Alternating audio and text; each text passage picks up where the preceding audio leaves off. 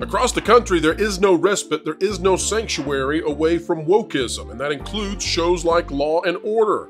It might be the kind of thing that your grandparents are watching, but guess what? They're being exposed to wokeism too. In this case, you might not believe the episode, you might not believe the story. But folks, it's all true, and we'll break it down right now. Order on the channel. Welcome aboard, folks. We're happy to have everybody here on the Pro Channel, where we are explaining entertainment and keeping you ahead of the culture curve. It is a joy each and every time, and we're happy to do so once more. Today, we're talking about a show that, well, has never come up before on the channel, and that is Law and Order. You might say that would be the sort of thing that, you know, might be mundane, might be boring, might be blasé. But no way, say the wokies, because they will infect just about everything. And a recent episode has been so controversial that it has picked up steam all across the conservative media. And today we're about to examine, are they right or are they wrong in their criticisms of this particular episode and these particular writers. Strap in, folks. It's a fantastic show today. Let's talk about the latest Law and Order episode. We cover this every week, of course. Oh, wait, no, we don't. In this case, though, I think we do need to cover it. And I think I would like to hear a legal take on this. This is out of Newsweek, and this broke yesterday, and this has been actually a pretty big deal, I would say. Law and Order, white victim's speech about another individual sparks outrage. You all can read. And there's one person out there right now who's driving the car and says, "No, Pro, I can't read it." A recent Law and Order storyline about a white woman being hesitant to name a black man as her attacker in a case sparked anger amongst conservative users online. I can't imagine that it's just conservative users. The episode at the center of the consternation was from the popular spinoff of the long-running procedural series Law and Order Special Victims Unit, which focuses on particular crimes of an intimate nature. Airing on January 25th, Truth Embargo saw a white woman, played by Romina Dugo, assaulted during an incident at a clothing store. When questioned at the hospital later, she initially claims to have not seen the face of her attacker despite being shown footage of the suspect removing a mask before entering her changing room. She later admits to having hesitancy about giving testimony about her attacker, a black man played by Mikey Cooper, citing the systemic racial inequities in the American justice system. She's inconsolable, the character's partner tells detectives at one point. We're acutely aware of the systemic inequities that exist within the criminal justice system. Now, clearly this sparked major outrage, and they've got a meter down here for you to judge how they did on the article. I have not seen that before. But better or worse than the wheel? Yeah, well, it's half a wheel. Here's a couple of quotes, okay? "I used to love the show. Now it's a steaming pile of poo," a user wrote. "Woke blank blank victim felt zero responsibility to keep other women safe from the bad guy because the bad guy was too stupid to understand how wrong the thing he did was." You get the idea. White people are privileged, so they shouldn't seek justice for being assaulted, another user going by Paul wrote. This, I think, carries this idea of privilege, which we were just talking about at Disneyland, to its absolute extreme end. At least I hope. I hope there's nowhere farther we can go. The idea is that apparently the writers in Hollywood are so woke now that they foresee a reality. They can make a narrative about a reality where if you are assaulted in an intimate way as a woman, you might not want to seek justice because the individual who assaulted you is less privileged somehow than you are as the victim. Ridiculous. I don't care. care. Well, maybe this is a real thing. The tooth fairy. Yeah, like, a real thing. If you are using, if you are using your ideology to justify that sort of thing is okay, then you need to take a look in the mirror, because you are literally now the villain of a movie. Like, I don't know how dense you can be to not see that could be a major problem. I mean, there's a lot of things now about having sympathy for attackers and villains in our media, but this is an issue that goes years and years back, that's in both the real world, fiction, whatever, is not okay, and you cannot use your political ideology as a shield against that, because we have enough things that have roped politics into social issues. That is something that must never, ever be connected to that. Everyone should have the ability and the chance to have their voice heard when something like that actually does happen. So let me turn to our legal expert here, Ron. In the real world, is there any place where the privilege, the metaphysical privilege of a person comes into play regarding this kind of a scenario where someone is assaulted in an intimate way? Would the law say, well, she doesn't want to testify, we're not going to press charges because there's a privilege imbalance? That would be extremely problematic. It's happening every day. You realize prosecutors have rolled out a world in which they decide what crimes will be crimes and what communities will be held responsible for crimes. They don't put it in those terms, but that is absolutely what's happening in major cities now. What terms would they use, Ron, if we were trying to understand their language? We're no longer, well, what they do is they identify certain crimes that are almost entirely in the realm of a certain community or another, that are never committed by other communities.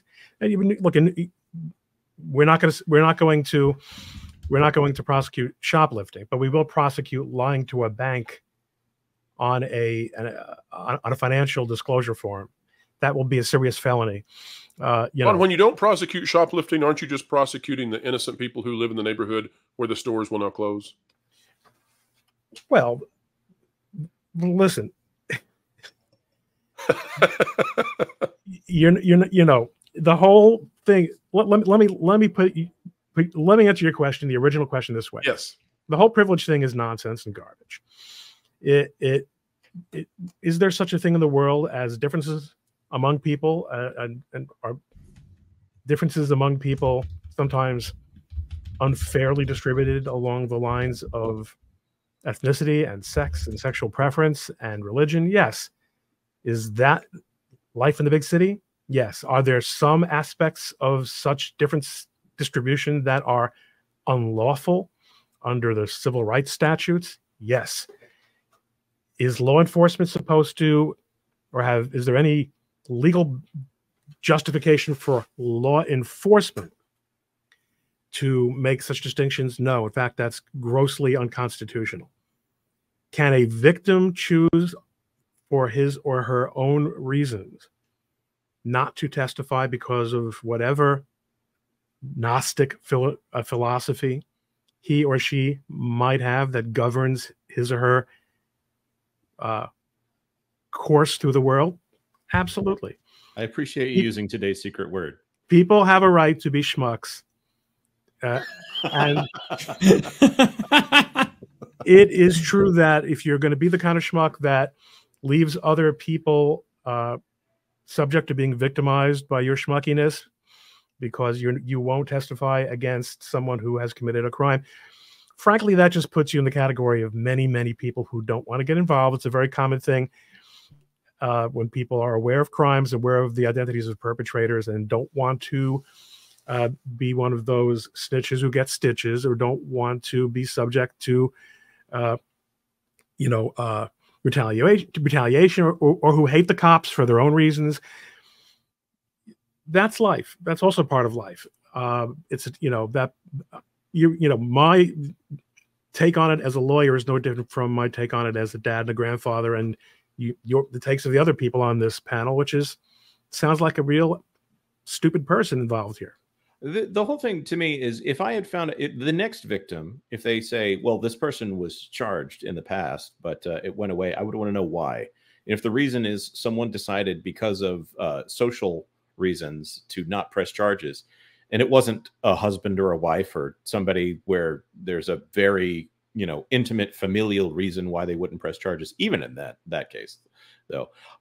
It's a responsibility to try to maintain society, and to say that you're going to leave someone on the streets or not take the opportunity to better society by removing an unsafe element, by instead saying that that unsafe element is in fact society. That is a dangerous idea, and I would say that that is degrading to the entire civilization. It is. I mean, but the concept of civic duty has always been one that has been put to challenge by society. Most people don't step up. Most people go along with things they ought not to go along with. And toleration of crime, you know, think about every neighborhood, every ethnic neighborhood that has as a very high ethos, as a very high value in that neighborhood. One of ours, you know, our duty to one of ours is bigger than our duty, even to my next door neighbor, who might be the next one to be raped, mugged, or squeezed for protection money, or, you know, whatever the case may be. So let me encapsulate where I see this to be unique and a watershed moment. And, you know, in the episode, apparently the woman learns that she should, and she agrees to finally testify. But apparently the writers who came up with this episode, in their world, it is at least feasible, the idea that if you are assaulted and if you are the victim of a very physically intimate crime, that you still are less a victim than a person who was born with a skin color or a race or an ethnicity, that they are still a greater victim than you, and therefore you would be subjugating them by being offended by their actions against you.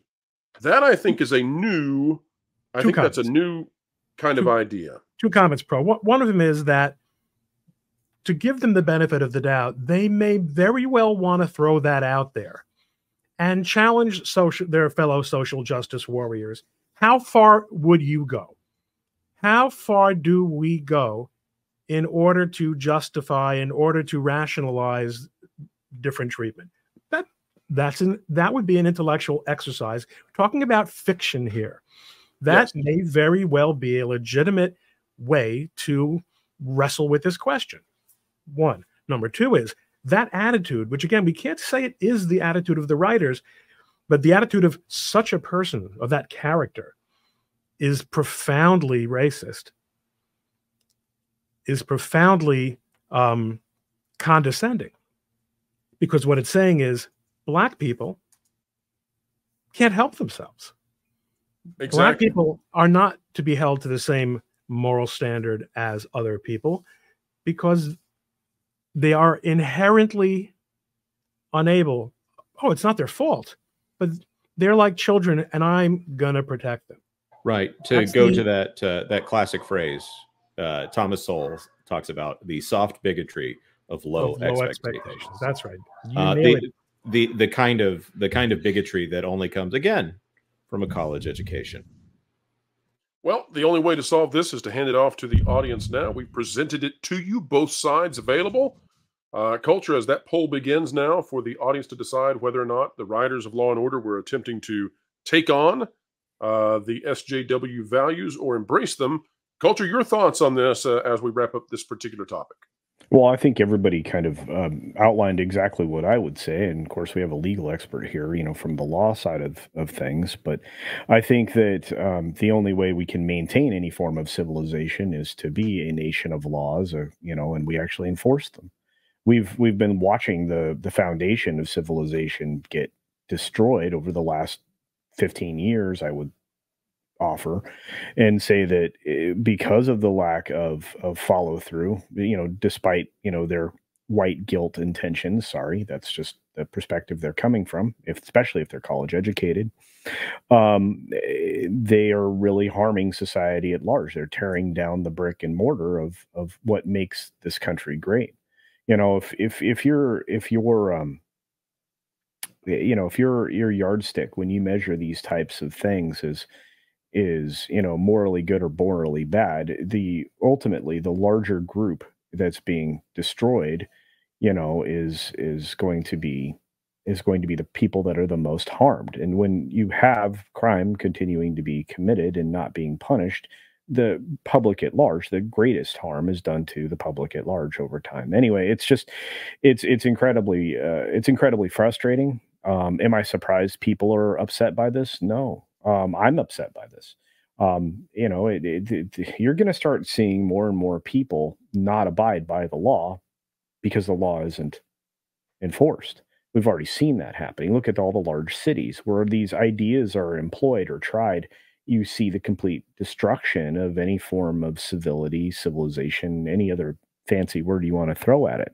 So those are my thoughts. Am I surprised? No. Do I think that people are going to have to actively put their foot down? Yes. Does that mean that voting and things like that have consequences? Of course. And when you hear certain names that are endorsing or financially backing certain candidates, you better wake up because those are the bad guys.